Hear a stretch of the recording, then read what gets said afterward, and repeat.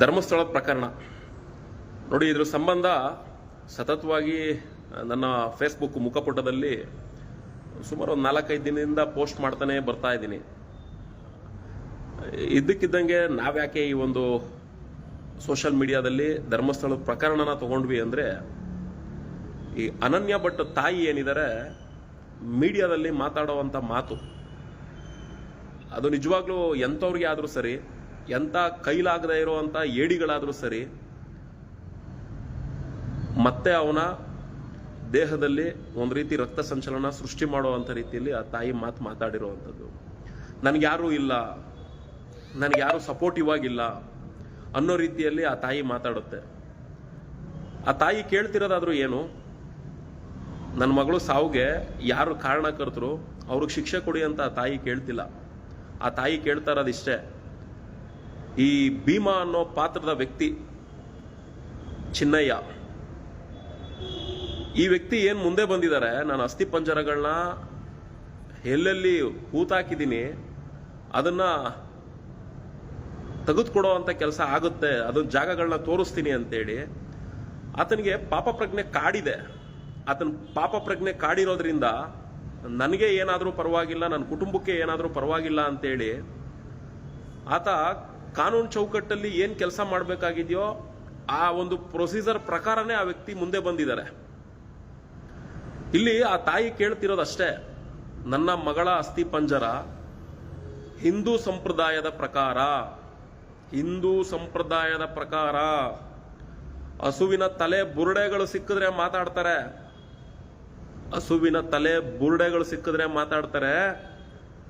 ಅದೇ ಹಿಂದೂ ಧರ್ಮದ ಒಂದು ಹೆಣ್ಣು ಮಗಳ ಬುರುಡೆ ಹುಡುಕೊಡಿ ನನ್ನ ಅಂತ ಹೇಳಿ ಆ ತಾಯಿ ಬುರುಡೆ ಜೊತೆಗೆ ಬಾಕಿ ಉಳಿದಂತಹ ಕೈ ಕಾಲು ದೊಗರಿ ಮೂಳೆ ಟೋಟಲ್ ಅಸ್ಥಿ ಪಂಜರ, ನನ್ನ ಹಿಂದೂ ಧರ್ಮದ ಹೆಣ್ಣು ಮಗಳ ಅಸ್ಥಿ ಪಂಜರ ಬೇಕು.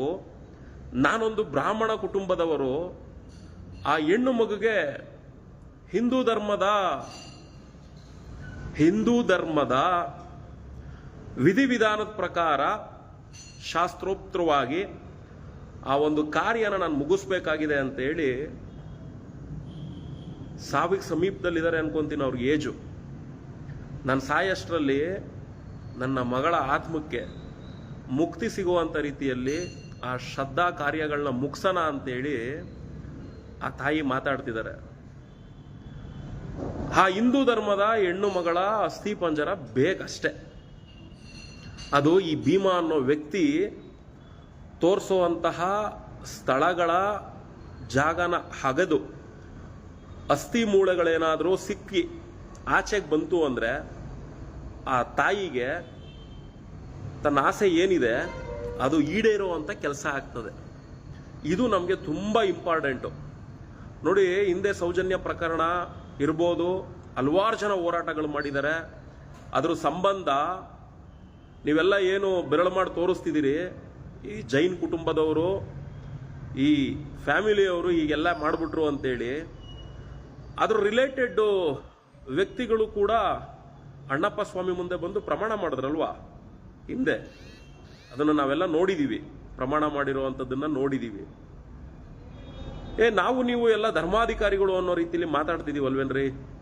ನಿಜವಾಗ್ಲೂ ಆ ವ್ಯಕ್ತಿ ಸತ್ಯವಂತನೇ ಆದ್ರೆ, ಹಿಂದೆ ಅವರು ಹೇಳಿದ್ದಾರೆ ನೋಡಿ, ಇದರಲ್ಲಿ ಸುಮ್ಮನೆ ಆಪಾದನೆಗಳು ಮಾಡ್ತಾ ಇದ್ದಾರೆ, ನಾವೇ ಸರ್ಕಾರಕ್ಕೆ ಆಗ್ರಹ ಮಾಡಿದೀವಿ, SIT ರಚನೆ ಮಾಡಿನೋ ಅಥವಾ CBI ರಚನೆ ಮಾಡಿನೋ, ಇದ್ರದ್ದೇನಿದೆ ಕಾನೂನು ರೀತಿಯಲ್ಲಿ ಕೆಲಸ ಮಾಡಿ ಅನ್ನೋ ರೀತಿಯಲ್ಲಿ ನಾವೇ ಅದಕ್ಕೆ ಅಪ್ರೋಚ್ ಮಾಡಿದೀವಿ ಅನ್ನೋ ರೀತಿಯಲ್ಲಿ ಆ ಸತ್ಯವಂತ ಹೇಳೋ ಅಂತ ಮಾತನ್ನು ಕೂಡ ನಾವು ವಿಡಿಯೋಗಳಲ್ಲಿ ನೋಡಿದೀವಿ. ಅವ್ರು ಹೇಳಿರೋ ಮಾತನ್ನ ವಿಡಿಯೋದಲ್ಲಿ ನೋಡಿರೋದು. ಅರೆ, ಅವಾಗಿದ್ದ ಧೈರ್ಯ ಇವಾಗ ಯಾಕ್ರಿ ಇಲ್ಲ ಅವ್ರಿಗೆ?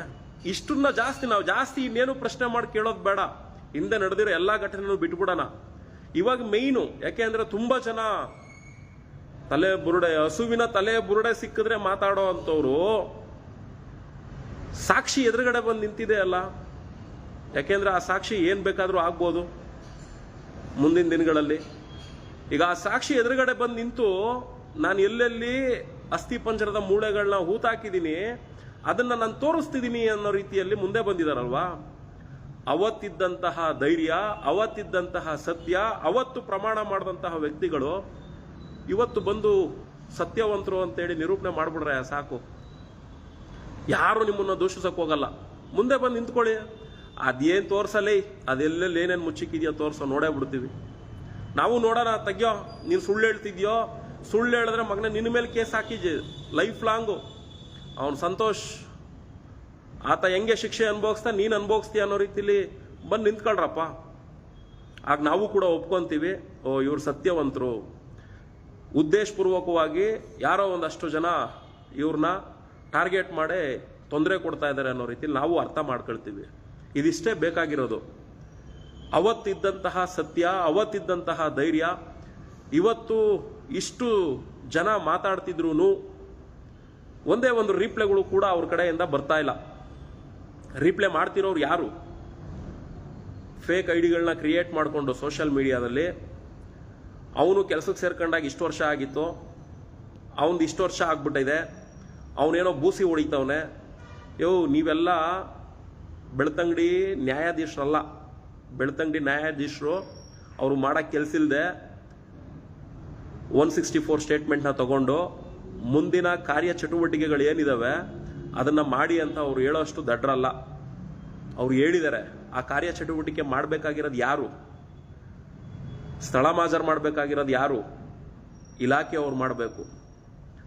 ಯಾಕೆ ಹಿಂಜರಿಕೆ ಆಗ್ತಾ ಇದೆ ಅಂತ ಹೇಳಿ ಲಾಯರ್ಗಳು ಪ್ರಶ್ನೆ ಮಾಡಿ ಕೇಳ್ತಾ ಇದ್ದಾರೆ. ನಾವು ಹಿಂದೆ ನಡೆದಿರೋ ಘಟನೆಗಳು ಯಾವುದನ್ನು ಕೂಡ ನಾನು ಪ್ರಶ್ನೆ ಮಾಡಿ ಕೇಳ್ತಾ ಇಲ್ಲ. ಈ ಪ್ರಕರಣಗಳು ಅಸ್ಥಿ ಪಂಜರಗಳ ಆಚೆಗೆ ಬಂದ್ರೆ ಹಿಂದೆ ನಡೆದಿರುವಂಥ ಘಟನೆಗಳಿಗೆ ಒಂದೊಂದಾಗಿ ಆಚೆಗೆ ಬರ್ತವೆ.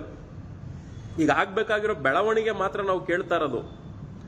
ಪಾಪ ಪ್ರಜ್ಞೆ ಕಾಡಿ ಆ ವ್ಯಕ್ತಿ ಏನ್ ಬಂದಿರುವಂತ ವ್ಯಕ್ತಿ,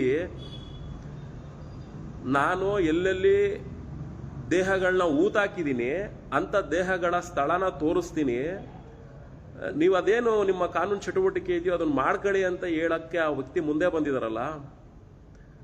ಬರ್ರಪ್ಪ, ಯಾರ್ಯಾರು ಪರ ವಹಿಸ್ಕೊಳ್ಳೋರು, ವಿರೋಧ ವಹಿಸ್ಕೊಳ್ಳೋರು ಎಲ್ಲ ನಿಂತ್ಕೊಂಡು ಈ ಒಂದು ಕೆಲಸಕ್ಕೆ ಕೈ ಜೋಡಿಸ್ಬಿಡಿ.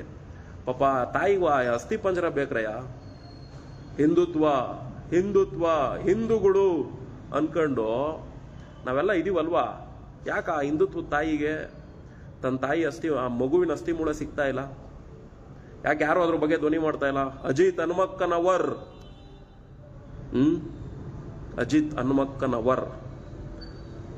ಅಕ್ಕನವರ್ ನೋಡಿ, ಆ ತಾಯಿ ಅಕ್ಕ. ನಿಮ್ಗೆ ಆ ಏಜ್ ಕಂಪೇರ್ ಮಾಡ್ಕೊಂಡ್ರೆ ನಿಮ್ಮ ಅಕ್ಕನೇ ಅನ್ಕೊಳ್ಳಿ. ನಮಗ್ ತಾಯಿ ಅನ್ಕಂತೀವಿ ನೋಡಿ. ಆ ಅಕ್ಕನಿಗೆ ಅವ್ರ ಮಗಳು ಅಸ್ಥಿ ಪಂಜರ ಸಿಗ್ಬೇಕಂತೆ. ಹನುಮಕ್ಕನವರ್ ಮಾತಾಡ್ರಿ, ಆ ತಾಯಿಗೆ ಅಸ್ಥಿ ಮೂಳೆ ಅಂತ ಕೊಡಿಸ್ಕೊಡ್ರಿ. ಅವ್ರಿಗೆ ನ್ಯಾಯ ಬೇಕಿಲ್ರಿ, ಅವ್ರು ಅದನ್ನ ಕೇಳ್ತಾನೂ ಇಲ್ಲ. ಅವ್ರಿಗೆ ಗೊತ್ತಿದೆ ಈ ವ್ಯವಸ್ಥೆ ಏನು ಅನ್ನೋದು ಆ ತಾಯಿಗೆ ಗೊತ್ತಿದೆ. ಈ ವ್ಯವಸ್ಥೆ ಒಳಗಡೆ ನ್ಯಾಯ ಸಿಗುತ್ತೆ ಅನ್ನೋದು ಆ ತಾಯಿಗೆ ಬೇಕಿಲ್ಲ. ಆ ತಾಯಿಗೆ ಬೇಕಿರೋದು ನನ್ನ ಮಗಳು ಅಸ್ಥಿ ಪಂಜರ ಮಾತ್ರ ಬೇಕು ಅಂತ ಆ ತಾಯಿ ಕೇಳ್ತಾ ಇದ್ದಾರೆ.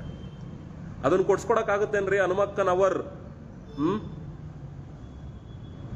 ಏನ್ರಪ್ಪ, ಹಸುವಿನ ತಲೆ ಬುರುಡೆಗಳು ಸಿಕ್ಕಿದ್ರೆ ಮಾತಾಡೋ ಅಂಥವ್ರು ದಯವಿಟ್ಟು ನೋಡ್ರಿ. ನಾವು ನಿಮ್ಮನ್ನೇನು ಟಾರ್ಗೆಟ್ ಇಟ್ಟೋ ಇನ್ನು ನಿಮ್ಮನ್ನ ನಿಂದನೆ ಮಾಡೋ ಏನೋ ನಾವು ಕೇಳ್ತಿಲ್ಲ. ಪಾಪ ಆ ತಾಯಿ ಕೇಳ್ತಾ ಇದೆ, ನಾನೊಂದು ಬ್ರಾಹ್ಮಣ ಕುಟುಂಬದವರು, ನನ್ನ ಮಗಳ ಅಂತ್ಯಕ್ರಿಯೆ ನಾನು ಅಸ್ಥಿ ಪಂಜರಗಳು ಸಿಕ್ಕಿದ್ರೆ ಹಿಂದೂ ಧರ್ಮದ ವಿಧಿವಿಧಾನದ ಪ್ರಕಾರದಲ್ಲಿ ನಾನು ಕಾರ್ಯನಿರ್ವಹಣೆ ಮಾಡಬೇಕಾಗಿದೆ ಅನ್ನೋ ಒಂದು ಆಸೆ ಇಟ್ಕೊಂಡಿದೆ ಆ ತಾಯಿ. ವಯಸ್ಸು ಸಣ್ಣ ವಯಸ್ಸಲ್ಲೇ ಹೃದಯಾಘಾತದಿಂದ ಸಾಕಷ್ಟು ಜನ ಸತ್ತೋಗ್ತವ್ರೆ. ಇನ್ನು ವಯಸ್ಸಾದ ಜೀವ ಅದೊಂದು ಆಸೆ ಅಂತ ಈಡೇರಿಸ್ಕೊಡ್ರೆ ಸಾಕು. ಆಮೇಲೆ ಆ ಗೀಕರಣಗಳು ನೋಡ್ಕೊಳ್ಳೋಣ. ಯಾಕೆಂದ್ರೆ ನಿಜವಾಗ್ಲೂ SP ಸಾಹೇಬ್ರು, ದಕ್ಷಿಣ ಕನ್ನಡದ SP ಸಾಹೇಬ್ರು ಸರ್ ನೋಡಿ, ಅಧಿಕಾರ ಎಷ್ಟು ದಿನ ಇರುತ್ತೋ ನಮಗೆ ಗೊತ್ತಿಲ್ಲ. ಆದರೆ ಇದ್ದಷ್ಟು ದಿನ ಮಧುಕರ್ ಶೆಟ್ಟಿ ಸಾಹೇಬ್ರ ಥರ ಒಂದು ಹೆಸರು ಮಾಡಿ ಹೋಗ್ಬಿಡಿ ಸರ್, ಸಾಕು. ದುಡ್ಡು ಯಾರು ಬೇಕಾದ್ರೆ ಹೆಂಗ್ ಬೇಕಾದ್ರೂ ಸಂಪಾದನೆ ಮಾಡ್ತಾರೆ, ಇಲ್ಲ ಅಂತ ಹೇಳಲ್ಲ. ಆ ಸಂಪಾದನೆ ಮಾಡೋ ದುಡ್ಡು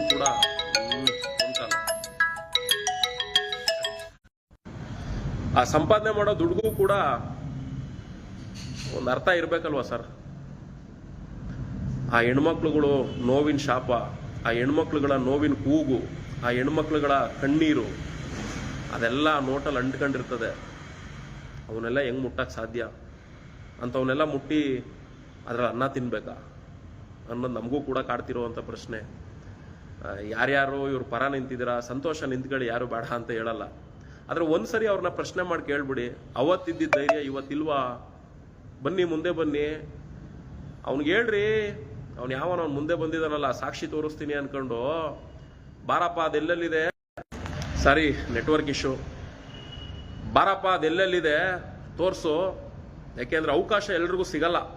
ಸಿಕ್ಕಿರೋ ಅಂಥ ಅವಕಾಶನ ಬಳಸ್ಕೊಂಡ್ಬಿಟ್ರೆ ಹೇಳ್ತೀವಲ್ಲ, ಅವನಂತ ಅದೃಷ್ಟವಂತ ಇನ್ನೊಬ್ಬ ಇಲ್ಲ. ಇದು ಎಲ್ಲೋ ಒಂದ್ ಕಡೆ ದಣಿಗಳ ಪಾಲ್ಗೆ ಒಂದು ಅದೃಷ್ಟ ಮತ್ತೆ ಕೂಡ್ ಬಂದಿದೆ. ಇದ್ರಲ್ಲಿ ಒಂದು ನಿರೂಪಿಸ್ಕೊಂಡ್ಬಿಟ್ರು ಅಂದ್ರೆ ಅವ್ರು ಗೆದ್ರು ಅಂತ ಅರ್ಥ. ಇವತ್ತಿಂದನೂ ಕೂಡ ಅವ್ರು ಪ್ರಯತ್ನ ಪಡ್ಬೋದು, ಈ ಕ್ಷಣದಿಂದನೂ ಕೂಡ ದಣಿಗಳು ಪ್ರಯತ್ನ ಪಡ್ಬೋದು. ಏನು ಆ ವ್ಯಕ್ತಿ ಇದ್ದಾರೆ, ಇಲಾಖೆ ಜೊತೆಗೂಡಿ ವಕೀಲರುಗಳನ್ನ ಸೇರಿಸ್ಕೊಂಡು ಮುಂದೆ ಖುದ್ದು ನಿಂತ್ಕೊಂಡು ಎಲ್ಲೆಲ್ಲಿ ತೋರಿಸ್ತಾರೆ ಅಲ್ಲೆಲ್ಲ ಕ್ಲಿಯರ್ ಮಾಡ್ಬಿಟ್ರು ಅಂದ್ರೆ, ಏನು ಧರ್ಮಸ್ಥಳ ಅನ್ಕೊಂಡು ಅದಕ್ಕೆ ಕಳಂಕ ತರೋಂಥ ವ್ಯಕ್ತಿಗಳಿದ್ದಾರೆ, ಅವ್ರು ಎಲ್ರಿಗೂ ಬಟ್ಟೆ ಸುತ್ಕೊಂಡು ಹೊಡೆದಂಗಿರ್ತದ ದಣಿ, ಮುಂದೆ ನಿಂತ್ಕೊಳ್ಳಿ ದಣಿ, ಅಷ್ಟೇ ನಾವು ನಿಮ್ಮ ಹತ್ರ ಕೇಳ್ತಾ ಇರೋದು. ಅದು ಬಿಟ್ಟು ನನಗೆ ಬೇರೆದೆಲ್ಲ ಬ್ಯಾಡ್ರಿ. ಯಾರ್ಯಾರೋ ಕಾಮೆಂಟ್ಗಳಾಗ್ತಾರೆ, ಹಿಂದೆ ನಡೆದಿರೋ ಅವನ್ಯಾರೋ ರಾಕೇಶ್ ಶೆಟ್ಟಿ, ಅವನ್ಯಾರೋ ಅಂಥವನು ಇಂಥವನು, ಎಲ್ಲರೂ ನಾವು ನೋಡ್ಬಿಟ್ಟಿದೀವಯ್ಯ. ಬೆಳಕಿಗೆ ಬರೋವರೆಗೂ ಮಾತ್ರ ಸಾಚಾಗಳು, ಬೆಳಕಿಗೆ ಬಂದ್ಮೇಲೆ ಎಲ್ಲ ಕಚಡ ನನ್ನ ಮಕ್ಕಳೇ ಅಂತ ನಮಗೆ ಗೊತ್ತು. ಆಮೇಲೆ ಇಲ್ಲಿ ಯಾರು ಸತ್ಯ ಹರಿಶ್ಚಂದ್ರನ್ ತುಂಡುಗಳಿಲ್ಲ ಅಂತನೂ ಕೂಡ ಗೊತ್ತು. ಹಂಗಾಗಿ ನಮಗೆ ಬೇರೆಯವ್ರದೆಲ್ಲ ವಿಷಯ ಬೇಡ. ಕಾನೂನು ಚೌಕಟ್ಟಲ್ಲಿ ಈಗೇನು ಅಟ್ ಪ್ರೆಸೆಂಟು ವಿಷಯ ಇದೆ, ಆ ವಿಷಯ ಮಾತ್ರ ಆಚೆಗೆ ಬರಬೇಕು. ಆ ವಿಷಯ ಇರೋದಿಷ್ಟೇ, ಚಿನ್ನಯ್ಯ ಅಲಿಯಾಸ್ ಭೀಮಾ ಅನ್ನೋ ಪಾತ್ರ ಏನು ಮುಂದೆ ಬಂದಿದೆ, ಆ ವ್ಯಕ್ತಿ ಏನೇನು ತೋರಿಸ್ತಾರೋ ಅದನ್ನ ಅಗದು ತೋರಿಸ್ಬಿಡ್ರಪ್ಪ ಸಾಕು. ಜನ ಅದನ್ನೇ ನೋಡ್ತಾ ಇರೋದು. ಆ ವ್ಯಕ್ತಿ ಸುಳ್ಳು ಹೇಳಿದ್ದ ಅಂದ್ರೆ ಖಂಡಿತ ಬಿಡಬೇಡಿ. ಏನೇನು ಕೇಸಸ್ ಹಾಕ್ಬೇಕೋ ಎಲ್ಲ ಕೇಸ್ ಹಾಕ್ಬಿಟ್ಟು ಕಳಿಸ್ಬಿಡಿ ಅವನ್ನ. ಯಾಕೆ ಅಂದರೆ ಸುಮ್ಮನೆ ನಾವು ಬಂದಿರೋದು ಮುಂದಕ್ಕೆ, ಇದನ್ನ ಅರ್ಥ ಮಾಡ್ಕೊಳ್ಬೇಕು. ದಯವಿಟ್ಟು ಯಾರು ಅವರ ಪರ ನಿಂತಿದ್ದೀರಲ್ಲ, ಯಾವ ದೊಡ್ಡ ದೊಡ್ಡ ನಾಯಕರುಗಳು ಇನ್ನೊಬ್ರು ಮತ್ತೊಬ್ರು ಬ್ಯಾಟ್ ಬೀಸ್ಕೊಂಡು, ಇದೊಂದು ಧೈರ್ಯದ ಮಾತನ್ನ ಅವ್ರ ಕಡೆಯಿಂದ ಹೇಳಿಸಿ ಮುಂದೆ ನಿಂತು ಕಾರ್ಯ ಮಾಡಕ್ಕೆ ಹೇಳ್ರಪ್ಪ ಸಾಕು.